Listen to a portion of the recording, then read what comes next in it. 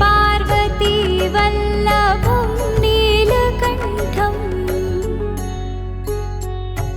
सदा तीर्थसिद्धं सदा भक्तरक्षं सदा शिव्यपूज्यं सदा शुभ्रभस्मं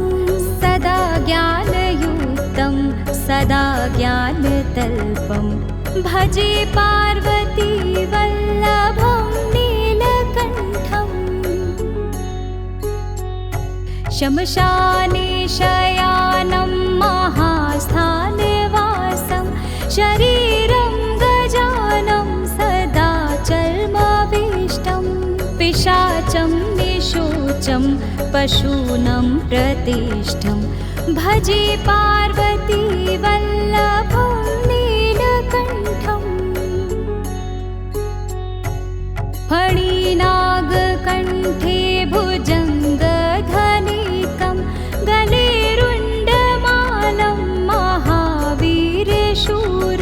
कटिव्याघ्रचर्मं चिताभस्मलेपं भजे पार्वती वल्लभं नीलकण्ठम् शिरःशुद्धगङ्गा शिवा वामभागं बृहद्दिव्यकेशं सदा मातृनेत्रं फणिनागकर्णं सदा भालचन्द्रं भजे पार्वती वल्लभं नीलकण्ठम् करे शूलधारं महाकष्टनाशं सुरेशं वरेशं महेशं जनेशं धनेशस्तुतेशं ध्वजेशं गिरीश्वं भजे पार्वती वल्लभं नीलकण्ठम् उदासं सुदासं सुकैलासवासं धरानिर्धरं संस्थितं यादिवेदम् अजाहेमकल्पद्रुमं कल्पसेव्यं भजे पार्वती वल्लभं नीलकण्ठम् मुनीनावरेण्यं गुणं रूपवर्णं द्विजैस्तं पठन्तं शिवं वेदशास्त्रम् अहो दीनवत्सं कृपालं महेशं भजे पार्वती वल्लभं नीलकण्ठम् सदा भावनाथं सदा सेव्यमानं सदा भक्तिदेवं सदा पूज्यमानं मया तीर्थवासं सदा सेव्यमेकं भजे पार्वती वल्लभं नीलकण्ठम् नमो भूतनाथं नमो देवदेवं नमः कालकालं नमो दिव्यतेजं नमः कामभस्मं नमः शान्तिशीलं भजे पार्वती वल्लभं नीलकण्ठम् सदा तीर्थसिद्धं सदा भक्तरक्षं सदा शिव्यपूज्यं सदा शुभ्रभस्मं सदा ज्ञानयुक्तं सदा ज्ञानतल्पं भजे पार्वती वल्लभं नीलकण्ठम् शमशाने शयानं महास्थानवासं शरीरं गजानं सदा चर्माविष्टं पिशाचं निशोचं पशूनं प्रतिष्ठं भजे पार्वती वल्लभं नीलकण्ठम् फणिनागकण्ठे भुजङ्गधनिकं गलेरुण्डमालं महावीरशूरं कटिव्याघ्रचर्मं चिताभस्मलेपं भजे पार्वती वल्लभं नीलकण्ठम् शिरःशुद्ध गङ्गा शिवा वामभागं बृहद्दिव्यकेशं सदा मातृनेत्रं फणिनागकर्णं सदा भालचन्द्रं भजे पार्वती वल्लभं नीलकण्ठम् करे शूलधारं महाकष्टनाशं सुरेशं वरेशं महेशं जनेशं धनेशस्तुतेशं ध्वजेशं गिरीशं भजे पार्वती वल्लभं नीलकण्ठम् उदासं सुदासं सुकैलासवासं धरानिर्धरं संस्थितं यादिवेदम् अजाहेमकल्पद्रुमं कल्पसेव्यं भजे पार्वती वल्लभं नीलकण्ठम् मुनीनावरेण्यं गुणं रूपवर्णं द्विजैस्तं पठन्तं शिवं वेदशास्त्रम् अहो दीनवत्सं कृपालं महेशं भजे पार्वती वल्लभं नीलकण्ठम् सदा भावनाथं सदा सेव्यमानं सदा भक्तिदेवं सदा पूज्यमानं मया तीर्थवासं सदा सेव्यमेकं भजे पार्वती वल्लभं नीलकण्ठम्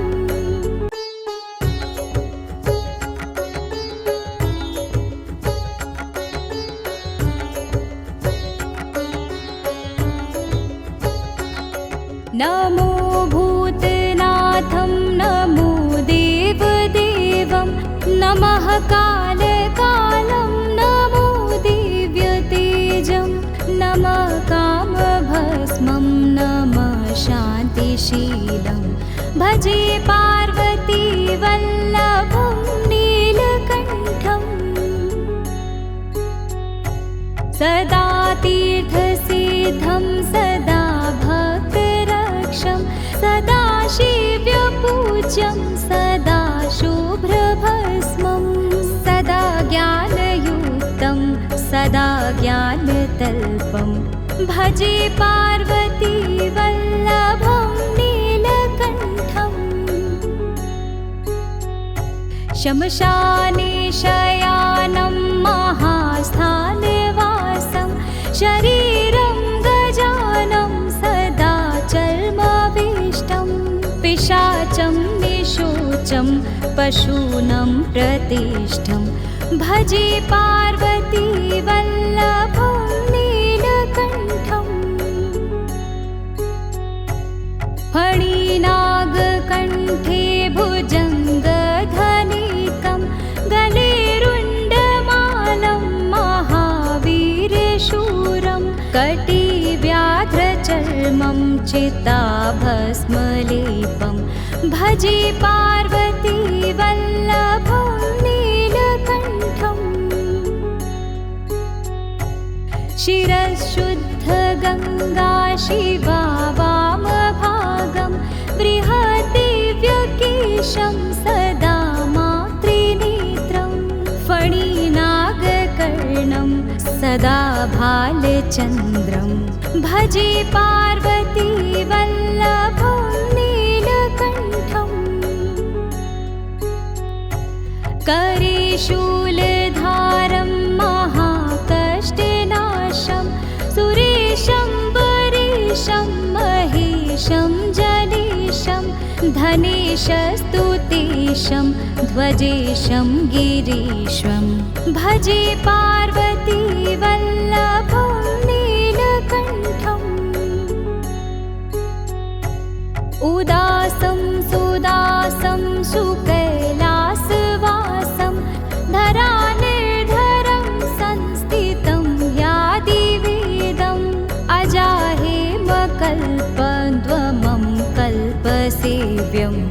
भजे पार्वती वल्लभं नीलकण्ठम् मुनीनावरेण्यं गुणं रूपवर्णं द्विजे सम्पठन्तं शिवं वेदशास्त्रम् अहो दीनवत्सं कृपालं महेशं भजे पार्वती वल्लभं नीलकण्ठम् सदा भावनाथं सदा सेव्यमानं सदा भक्तिदेवं सदा पूज्यमानं मया तीर्थवासं सदा सेव्यमेकं भजे पार्वती वल्लभं नीलकण्ठम् नमो भूतनाथं नमो देवदेवं नमः कालकालं नमो दिव्यतेजं नमः कामभस्मं नमः शान्तिशीलं भजे पार्वती वल्लभं नीलकण्ठम्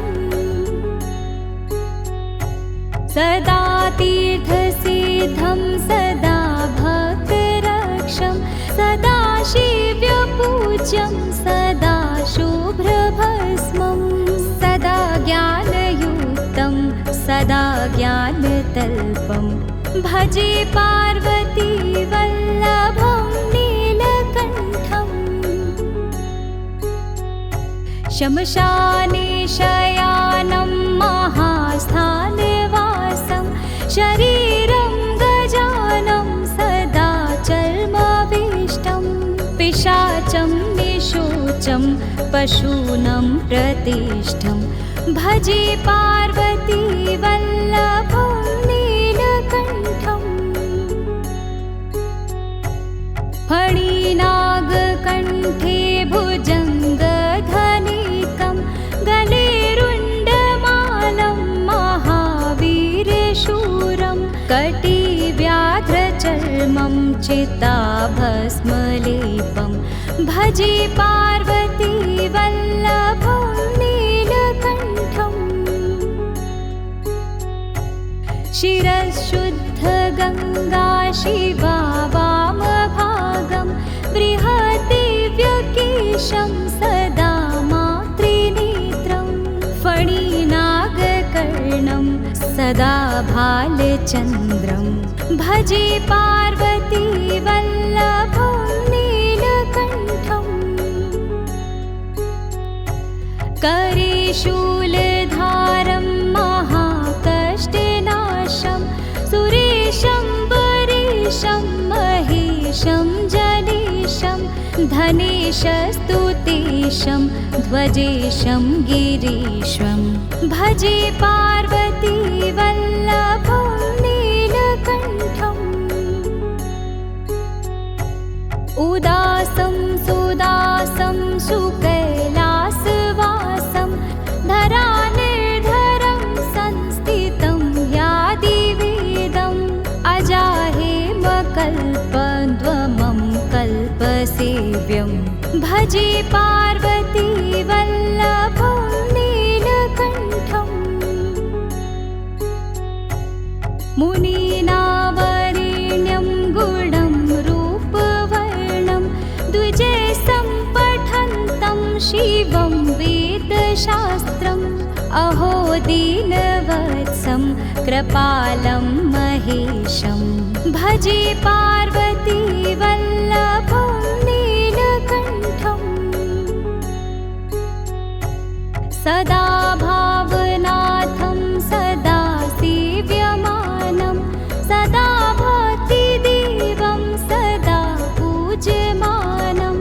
मया तीर्थवासं सदा सेव्यमेकं भजे पार्वती वल्लभं नीलकण्ठम् नमो भूतनाथं नमो देवदेवं नमः कालकालं नमो दिव्यतेजं नमः कामभस्मं नमः शान्तिशीलं भजे पार्वती वल्लभं नीलकण्ठम् सदा तीर्थसिद्धं सदा भक्तरक्षं सदा शिव्यपूज्यं सदा शुभ्रभस्मं सदा ज्ञानयुक्तं सदा ज्ञानतल्पं भजे पार्वती वल्लभं नीलकण्ठम् शमशाने शयानं महास्थानवासं शरीरं गजानं सदा चर्माविष्टं पिशाचं निशोचं पशूनं प्रतिष्ठं भजे पार्वती वल्लभं नीलकण्ठम् फणिनागकण्ठे भुजङ्गधनिकं गले रुण्डमालं महावीरशूरं कटिव्याघ्रचर्मं चिताभस्मलेपं भजे पार्वती वल्लभं नीलकण्ठम् शिरःशुद्धगङ्गा शिवा वामभागं बृहद्दिव्यकेशं सदा मातृनेत्रं फणिनागकर्णं सदा भालचन्द्रं भजे पार्वती वल्लभं नीलकण्ठम् करे शूलधारं महाकष्टनाशं सुरेशं वरेशं महेशं जनेशं धनेशस्तुतेशं ध्वजेशं गिरीशं भजे पार्वती वल्लभं नीलकण्ठम् उदासं सुदासं सुकैलासवासं धरानिर्धरं संस्थितं यादिवेदम् अजाहेमकल्पद्वमं कल्पसेव्यं भजे पार्वती वल्लभं नीलकण्ठम् मुनीनावरेण्यं गुणं रूपवर्णं द्विजसम्पठन्तं शिवं वेदशास्त्रम् अहो दीनवत्सं कृपालं महेशं भजे पार्वती वल्लभं नीलकण्ठम् सदा भावनाथं सदा सेव्यमानं सदा भक्तिदेवं सदा पूज्यमानं मया तीर्थवासं सदा सेव्यमेकं भजे पार्वती वल्लभं नीलकण्ठम्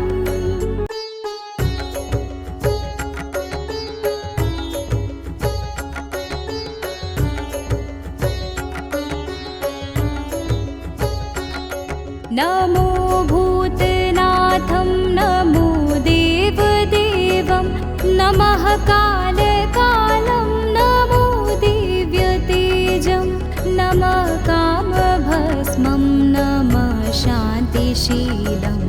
भजे पार्वती वल्लभं नीलकण्ठम् सदा तीर्थसिद्धं सदा भक्तरक्षं सदा शिव्यपूज्यं सदा शुभ्रभस्मं सदा ज्ञानयुक्तं सदा ज्ञानतल्पं भजे पार्वती वल्लभं नीलकण्ठम् शमशाने शयानं महास्थानवासं शरीरं गजानं सदा चर्माविष्टं पिशाचं निशोचं पशूनं प्रतिष्ठं भजे पार्वती वल्लभं नीलकण्ठम् फणिनागकण्ठे भुजङ्गधनिकं गले रुण्डमालं महावीरशूरं कटिव्याघ्रचर्मं चिता भस्मलेपं भजे पार्वती वल्लभं नीलकण्ठम् शिरःशुद्धगङ्गा शिवा वामभागं बृहद्दिव्यकेशं सदा मातृनेत्रं फणिनागकर्णं सदा भालचन्द्रं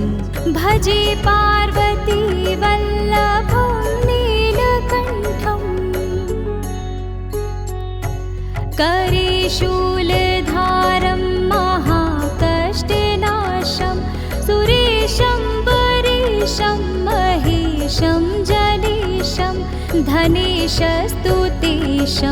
ध्वजेशं गिरीशं भजे पार्वती वल्लभं नीलकण्ठम् उदासं सुदासं सुकैलासवासं धरानिर्धरं संस्थितं यादिवेदम् अजाहेमकल्पद्रुमं कल्पसेव्यं भजे पार्वती वल्लभं नीलकण्ठम् मुनीनावरेण्यं गुणं रूपवर्णं द्विजैस्तं पठन्तं शिवं वेदशास्त्रम् अहो दीनवत्सं कृपालं महेशं भजे पार्वती वल्लभं नीलकण्ठम्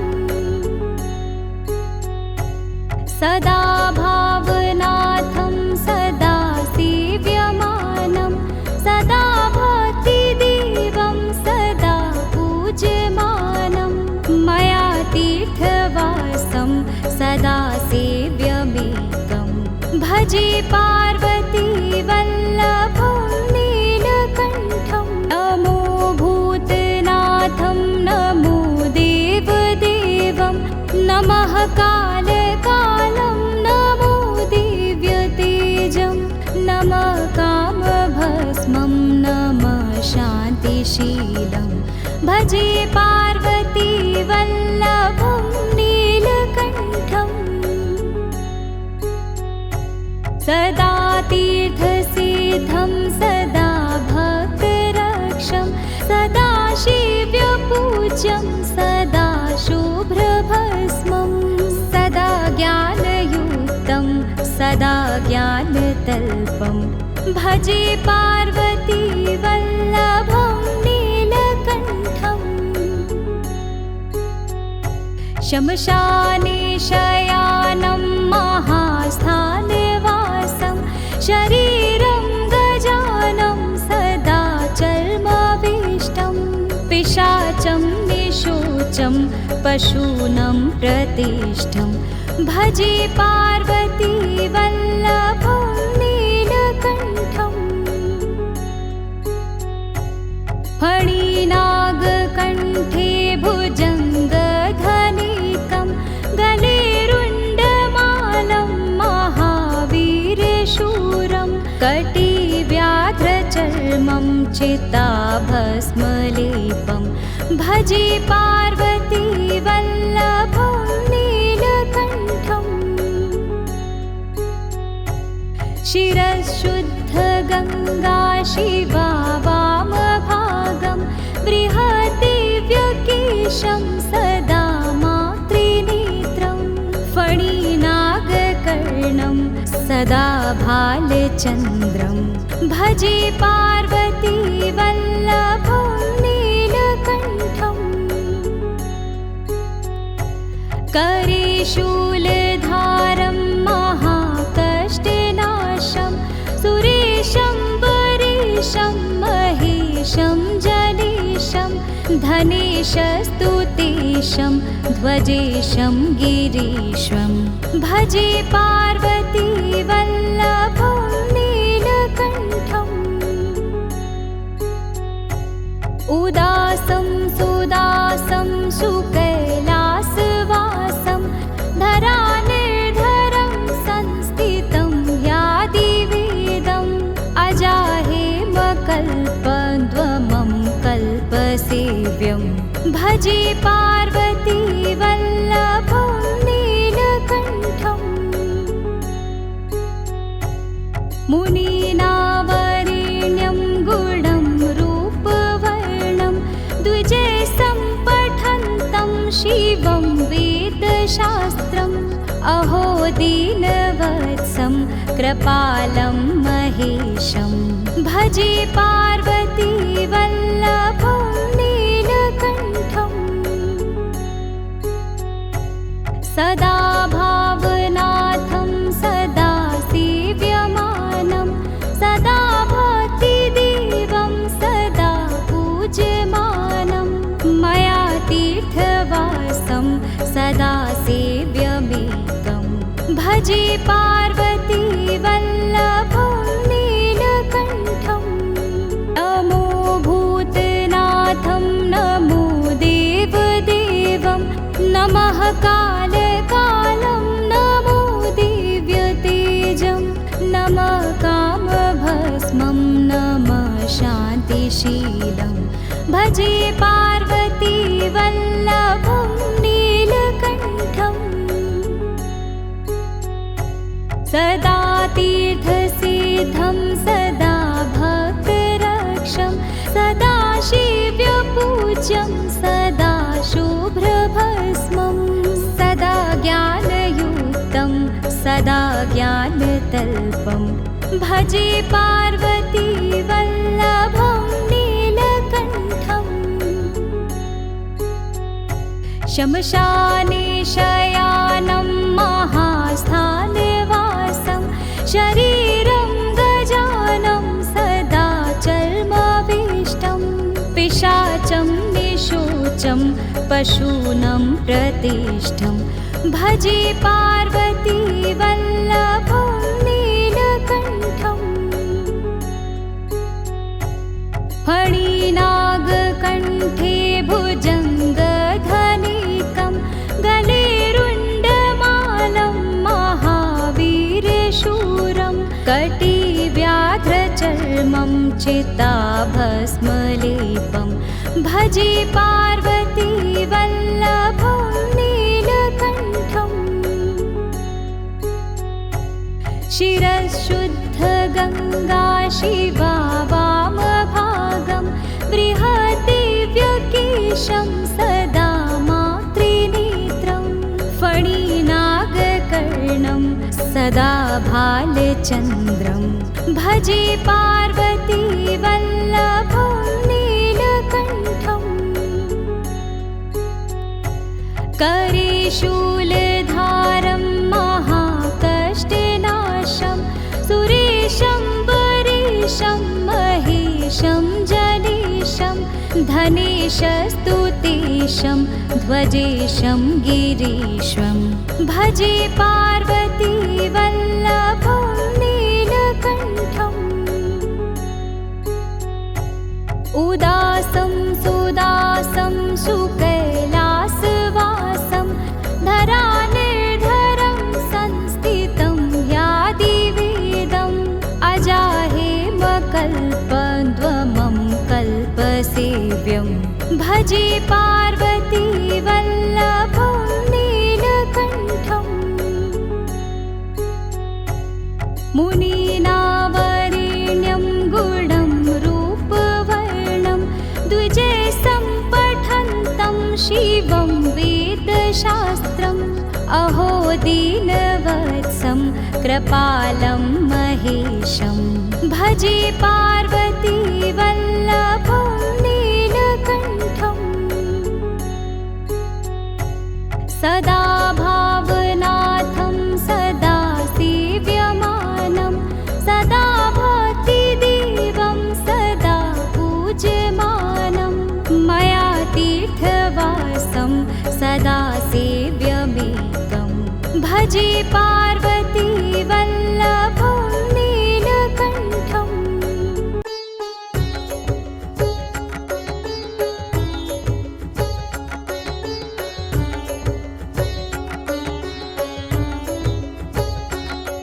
नमो भूतनाथं नमो देवदेवं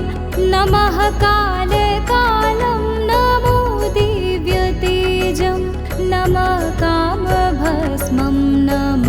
शान्तिशीलं भजे पार्वती वल्लभं नीलकण्ठम् सदा तीर्थसिद्धं सदा भक्तरक्षं सदा शिव्यपूज्यं सदा शुभ्रभस्मं सदा ज्ञानयुक्तं सदा ज्ञानतल्पं भजे पार्वती वल्लभं नीलकण्ठम् शमशाने शयानं महास्थानवासं शरीरं गजानं सदा चर्माविष्टं पिशाचं निशोचं पशूनं प्रतिष्ठं भजे पार्वती वल्लभं नीलकण्ठम् फणिनागकण्ठे भुजङ्गधनिकं गलेरुण्डमालं महावीरशूरं कटिव्याघ्रचर्मं चिताभस्मलेपं भजे पार्वती वल्लभं नीलकण्ठम् शिरःशुद्धगङ्गा शिवा वामभागं बृहद्दिव्यकेशं सदा मातृनेत्रं फणिनागकर्णं सदा भालचन्द्रं भजे पार्वती वल्लभं नीलकण्ठम् करे शूलधारं महाकष्टनाशं सुरेशं वरेशं महेशं जनेशं धनेशस्तुतेशं ध्वजेशं गिरीश्वं भजे पार्वती वल्लभं नीलकण्ठम् उदासं सुदासं सुकैलासवासं धरानिर्धरं संस्थितं यादिवेदम् अजाहेमकल्पद्रुमं कल्पसेव्यं भजे पार्वती वल्लभं नीलकण्ठम् मुनीनावरेण्यं गुणं रूपवर्णं द्विजैस्तं पठन्तं शिवं वेदशास्त्रम् अहो दीनवत्सं कृपालं महेशं भजे पार्वती वल्लभं नीलकण्ठम् सदा भावनाथं सदा सेव्यमानं सदा भक्तिदेवं सदा पूज्यमानं मया तीर्थवासं सदा सेव्यमेकं भजे पार्वती वल्लभं नीलकण्ठम् नमो भूतनाथं नमो देवदेवं नमः कालकालं नमो दिव्यतेजं नमः कामभस्मं नमः शान्तिशीलं भजे पार्वती वल्लभं नीलकण्ठम् सदा तीर्थसिद्धं सदा भक्तरक्षं सदा शिव्यपूज्यं सदा शुभ्रभस्मं सदा ज्ञानयुक्तं सदा ज्ञानतल्पं भजे पार्वती वल्लभं नीलकण्ठम् शमशाने शयानं महास्थानवासं शरीरं गजानं सदा चर्माविष्टं पिशाचं निशोचं पशूनं प्रतिष्ठं भजे पार्वती वल्लभं नीलकण्ठम् फणिनागकण्ठे भुजङ्गधनिकं गलेरुण्डमालं महावीरशूरं कटिव्याघ्रचर्मं चिताभस्मलेपं भजे पार्वती वल्लभं नीलकण्ठम् शिरःशुद्धगङ्गा शिवा वामभागं बृहद्दिव्यकेशं सदा मातृनेत्रं फणिनागकर्णं सदा भालचन्द्रं भजे पार्वती वल्लभं नीलकण्ठम् करे शूलधारं महाकष्टनाशं सुरेशं वरेशं महेशं जनेशं धनेशस्तुतेशं ध्वजेशं गिरीश्वं भजे पार्वती वल्लभं नीलकण्ठम् उदासं सुदासं सुकैलासवासं धरानिर्धरं संस्थितं यादिवेदम् अजाहेमकल्पद्वमं कल्पसेव्यं भजे पार्वती वल्लभं नीलकण्ठम् मुनीनावरेण्यं गुणं रूपवर्णं द्विजैस्तं पठन्तं शिवं वेदशास्त्रम् अहो दीनवत्सं कृपालं महेशं भजे पार्वती वल्लभं नीलकण्ठम् सदा भावनाथं सदा सेव्यमानं सदा भक्तिदेवं सदा पूज्यमानं मया तीर्थवासं सदा सेव्यमेकं भजे पार्वती वल्लभं नीलकण्ठम् नमो भूतनाथं नमो देवदेवं नमः कालकालं नमो दिव्यतेजं नमः कामभस्मं नमः शान्तिशीलं भजे पार्वती वल्लभं नीलकण्ठम्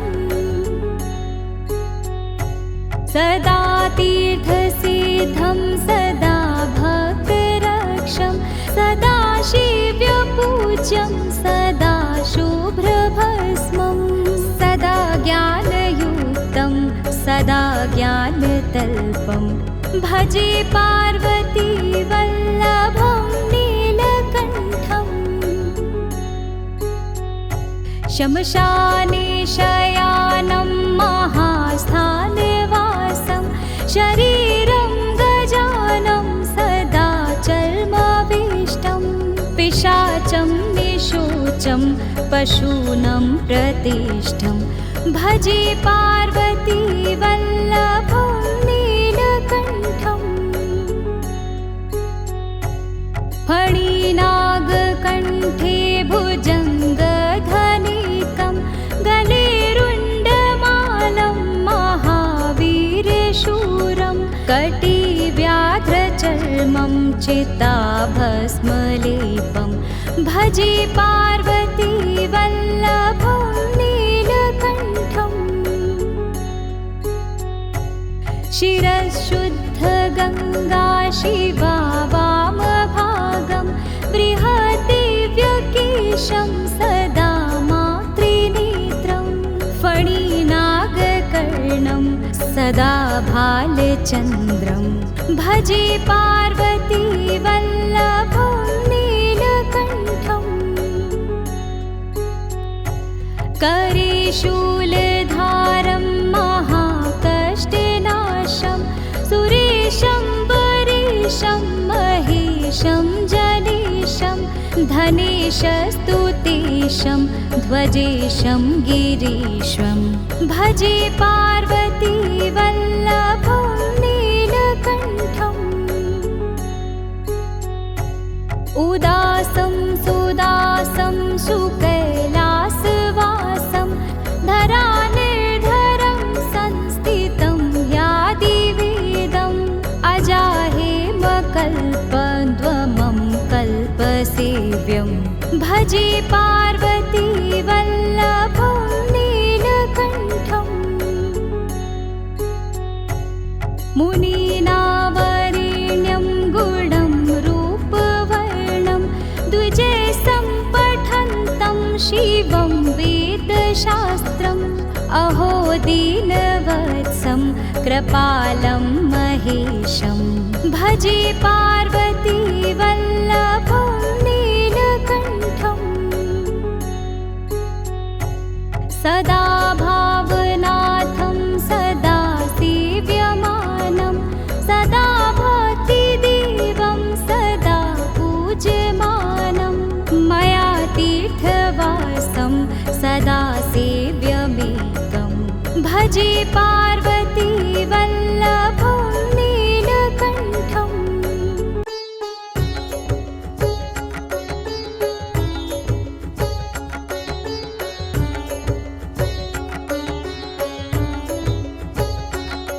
नमो भूतनाथं नमो देवदेवं नमः कालकालं नमो दिव्यतेजं नमः कामभस्मं नमः शान्तिशीलं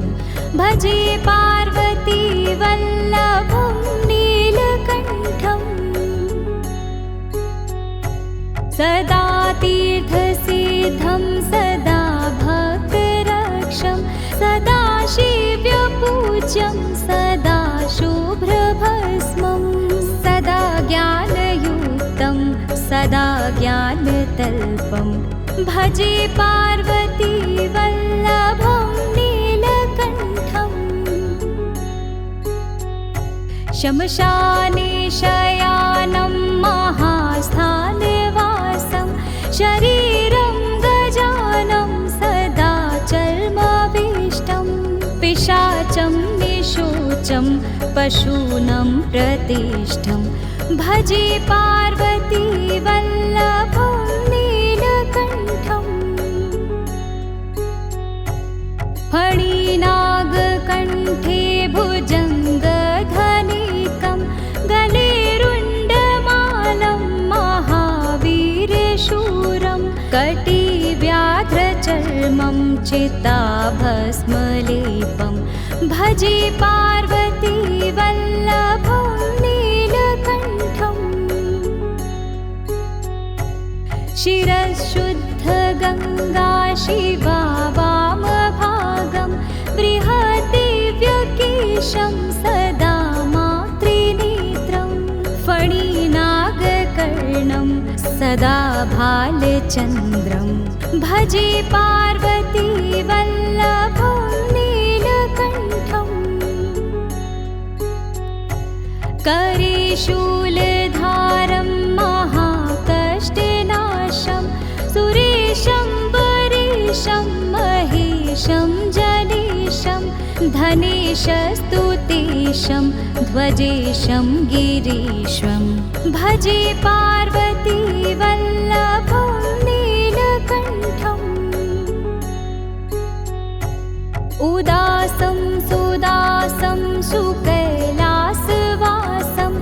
धरानिर्धरं संस्थितं यादिवेदम्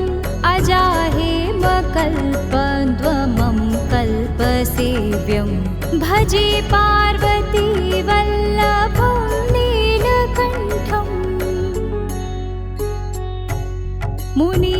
मुनीनावरेण्यं गुणं रूपवर्णं द्विजैस्तं पठन्तं शिवं वेदशास्त्रम् अहो दीनवत्सं कृपालं महेशं भजे पार्वती वल्लभं नीलकण्ठम् सदा भावनाथं सदा सेव्यमानं सदा भक्तिदेवं सदा पूज्यमानं मया तीर्थवासं सदा सेव्यमेकं भजे पार्वती वल्लभं नीलकण्ठम् नमो भूतनाथं नमो देवदेवं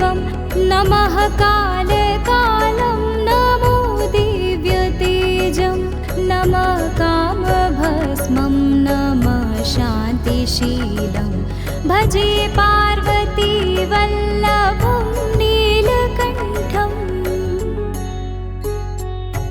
सदा तीर्थसिद्धं सदा भक्तरक्षं सदा शिव्यपूज्यं सदा शुभ्रभस्मं सदा ज्ञानयुक्तं सदा ज्ञानतल्पं भजे पार्वती वल्लभं नीलकण्ठम् शमशाने शयानं महास्थानवासं शरीरं गजानं सदा चर्माविष्टं पिशाचं निशोचं पशूनं प्रतिष्ठं भजे पार्वती वल्लभं नीलकण्ठम्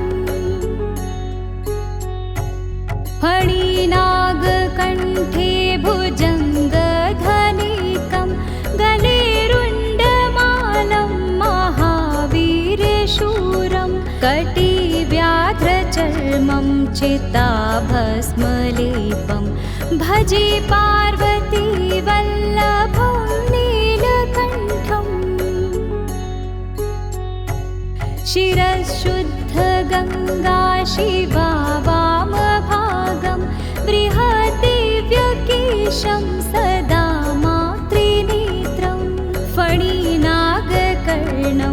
सदा भालचन्द्रं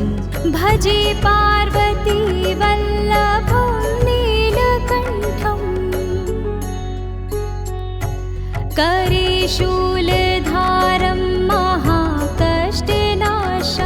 सुरेशं वरेशं महेशं जनेशं धनेशस्तुतेशं ध्वजेशं गिरीशं भजे पार्वती वल्लभं नीलकण्ठम् उदासं सुदासं सुकैलासवासं धरानिर्धरं संस्थितं यादिवेदम् अजाहेमकल्पद्वमं कल्पसेव्यं भजे पार्वती वल्लभं नीलकण्ठम् मुनीनावरेण्यं गुणं रूपवर्णं द्विजैस्तं पठन्तं शिवं वेदशास्त्रम् अहो दीनवत्सं कृपालं महेशं भजे पार्वती वल्लभं नीलकण्ठम् सदा भावनाथं सदा सेव्यमानं सदा भक्तिदेवं सदा पूज्यमानं मया तीर्थवासं सदा सेव्यमेकं भजे पार्वती वल्लभं नीलकण्ठम्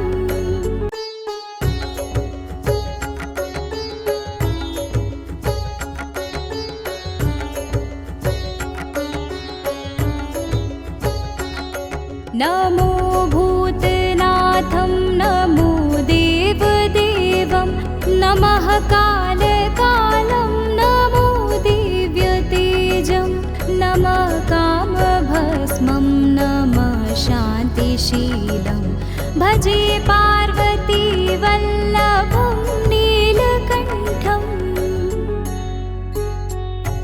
सदा तीर्थसिद्धं सदा भक्तरक्षं सदा शिव्यपूज्यं सदा शुभ्रभस्मं सदा ज्ञानयुक्तं सदा ज्ञानतल्पं भजे पार्वती वल्लभं नीलकण्ठम् शमशाने शयानं महास्थानवासं शरीरं गजानं सदा चर्माविष्टं पिशाचं निशोचं पशूनं प्रतिष्ठं भजे पार्वती वल्लभं नीलकण्ठम् फणिनागकण्ठे भुजङ्गधनिकं गलेरुण्ड